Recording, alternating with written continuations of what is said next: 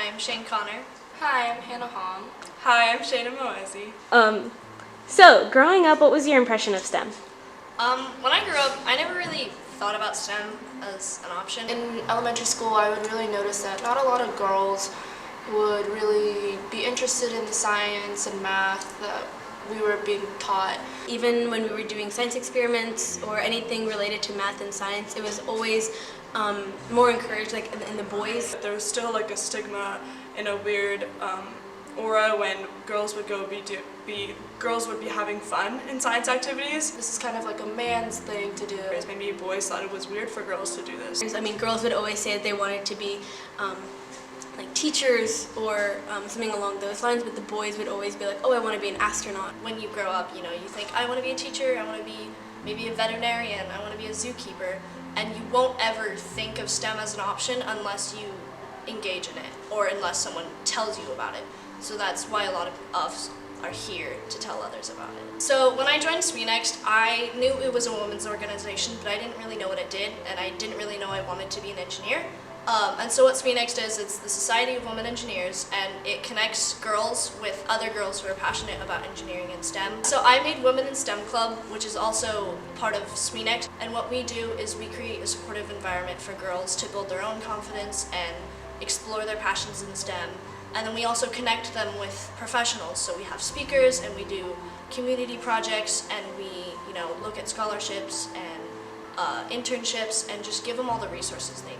I have been in robotics for 4 years now. I am a part of an all-girls team called the Robopuffs, Team 9049. And what we do is we have competitions that we basically build a robot for, and our robot has to fulfill these tasks that are given to us by FIRST.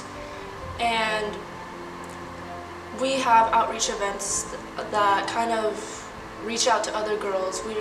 We're not just a team for robotics, but we also want to reach out to other girls and kind of give them this field that feel that they're able to, that they're welcome into this field, and that they should feel like they can come into this field and be welcomed, and that it's not only a thing for guys, but it's also for everyone, and the feeling of inclusion, and that they shouldn't be left out from something that they're passionate about.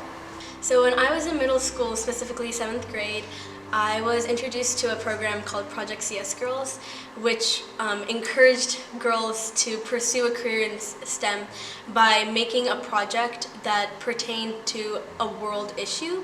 And I was lucky enough to have a partner who was willing to make a project with me in 7th and 8th grade. And so we went to the finals, which was in Washington, D.C., and we got the chance to meet amazing women from all over the country who were in STEM careers, and they really encouraged us to pursue the career and learn more about STEM in general. So when I was a freshman in high school, my sister was diagnosed with Hodgkin's lymphoma cancer when she was a senior in high school. So it put that perspective to me, and I saw, well, if that happened in my life, I wouldn't have the same passion for computer science I have right now, because I would have been spending days in the hospital. My junior year, I was thinking about, I was like, I can do something to solve this problem, and kind of, if nobody else is going to address it, I can address it in my community.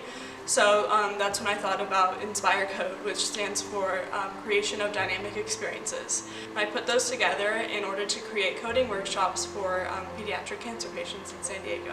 And we were able to purchase 12 of these mini robots that the kids can, program, and they're going to learn coding through robots, and several computers too to go along with it. I think girls get the message that STEM is for boys because in past generations, there was gender roles that women were supposed to stay at home and men were out making the money. Having that community of girls that are all really interested and passionate about STEM really changed me, because being surrounded by people who know what they want to do helps you figure out what you want to do. Bring light to the issues that we see and put ourselves out there, and not be waiting for anybody else, because I'm sure as many women have faced in history, like, they were probably waiting for a role to open up for them, and they had struggled trying to fight for that, and I believe the fight is not over.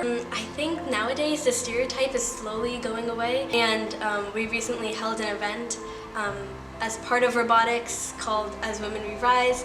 So As Women We Rise was a event we put on for girls in engineering, and we brought in over 10 speakers from all over California, from really famous companies like NASA, Qualcomm, Viasat, and then we brought over 100 students there to listen to what they had to say. They engaged them through like hands-on activities. They actually got to meet them, and then afterwards a lot of people ended up being really moved by it because they either learned about engineering or they found a lot of opportunities through it. And I know like there's people who never knew what engineering was until our event, and we helped introduce them to that. It was a really heartwarming experience. Hi, we're members of Team 9049. The Robopuffs. And as women we rise.